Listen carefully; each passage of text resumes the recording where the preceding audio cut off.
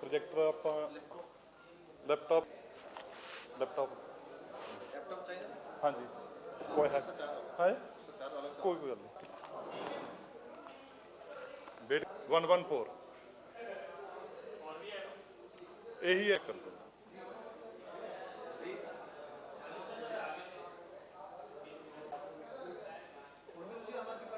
हाँ जी आम आदमी पार्टी चा जी मैं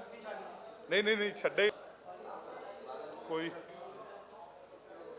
खड़ जाओ जी 2 मिनट खड़ जाते चलो वेट कर लेंगे 5 मिनट कोई फर्क नहीं पैंदा जी स्टैप वो भी दस के जाऊँ भी इन्नी कल मैं कितने बजे प्रैस कॉन्फ्रेंस कर रहा हर एक गल का जवाब देव ऑडियो कर दो ऑडियो लगा ऑडियो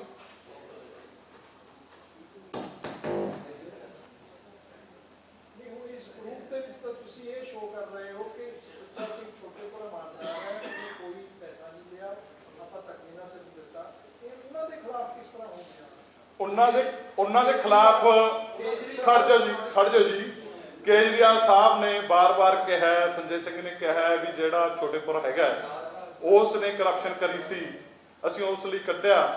ਉਸ ਤੇ ਉਹਨਾਂ ਨੇ ਕਿਹਾ ਸੀਗਾ ਵੀ ਸਾਡੇ ਕੋਲੇ ਅਸੀਂ ਉੱਤੇ ਕਰਪਸ਼ਨ ਤੇ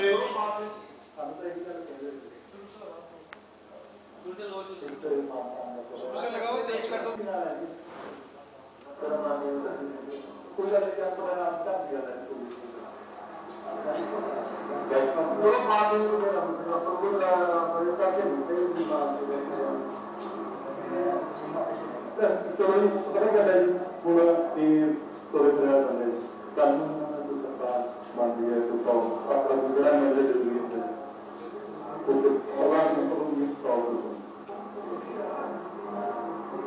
बाकी मिलते रहेंगे वही बात सही गल हो जाती है मैं तो पहले वो से आ रहे हैं उन्होंने जो प्रोग्राम करके मैं उन्होंने लेते हुए बाकी का सामने कोई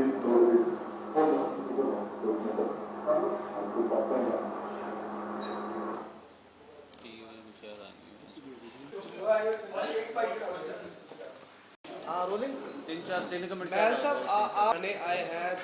जिस तरह से सुच्चा सिंह छोटेपुरा कहीं ना कहीं आपने कोशिश किया बताने की वे उनको कहीं ना कहीं टारगेट किया गया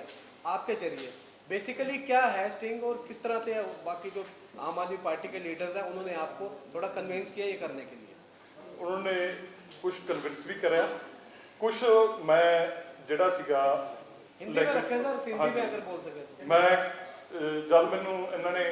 कहा स्टिंग करने के लिए तो मैं इनको बात तो मैं समझ गया था मैं जो झूठ मेरे तो बचता नहीं गया मैं जो सोचा भी ये कर रहे हैं तो मैं क्या भी इनकी लैंग्वेज है तो मैं इनकी लैंग्वेज में जवाब दूँ मैंने इनकी बात समझ ली कुछ मेरे मन में था भी मैं इनका कुछ नेड़े लगूँ इनके जो पंजाब में बात हो रही है ये गलत है ये ऐसे कर रहे हैं मैं केजरीवाल की सच्चाई जानना चाहता संजय सिंह की सच्चाई जानना चाहता पहले तो मैं एक वर्कर था ग्राउंड पे काम करता फिरता सीगा जब मैं इस एपिसोड में मुझे उनके नज़दीक लगा दरकेश पाठक के संजय सिंह के उनके मुझको कॉल्स आने लगी पर्सनल बातें उनके बेडरूम में मैं जाने लगा तभी मुझे ये नज़दीकी होने नज़दीक हो पाया इसीलिए मैंने कुछ अपने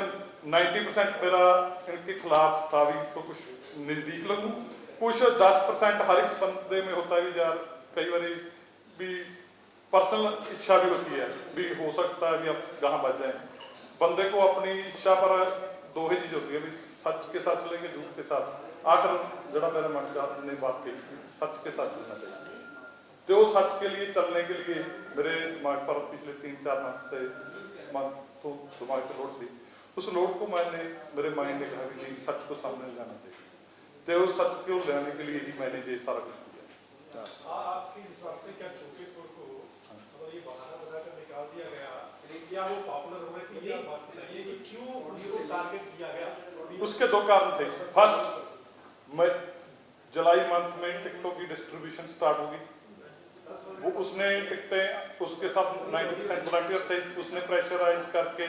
50-60 सीटें ले जाना था जब वो सीटें अपने आदमी को दबा लेता तो इनके अनुसार नहीं चलना दूसरा वो एक सिख चेहरा बन गए थे पंजाब में और छोटे लीडरों को तो इन्होंने खत्म कर दिया, मेरे को कर दिया, मान को कर दिया और सैकड़े, पर वो एक चेहरा, एक कन्वीनर बन चुका था। उसको खत्म करने के लिए फिर उनको यही था तो और कोई कर नहीं सकता था। इन्होंने पहले टास्क दिए हैं और आदमियों को, वो मैं कल को बताऊंगा, पर वो सक्सेसफुल नहीं हो सके क्योंकि उनकी एंटी दिल्ली शविंग थी। क्यों छोटेपुर के रूम में जो मैंने उस दिल्ली वाले के साथ मेरी लड़ाई होगी, उसके बाद मैं छोटेपुर के नजदीकी हो गया, इसलिए जुझ किया। मुझे पता था ये मैं कोई गलत नहीं, वकील आदमी हूँ, भी सच मुझे पता था, मैं पर नजदीक जाना चाहता था क्योंकि छोटेपुर भी हमारे वॉलंटियरों को जिस हिसाब से उनको प्रोटेक्ट कर रहे थे प्रोटेक्ट नहीं कर पा रहे। वैसे सच ਤੁਹਾਡੇ ਸਾਹਮਣੇ ਜੀ, ਇਹ ਤੁਸੀਂ ਦੇਖੋ ਵੀ ਨਿਰਦੋਸ਼ ਸੀ ਕਿ ਕੀ ਸੀ ਗੱਲ। ਓਕੇ।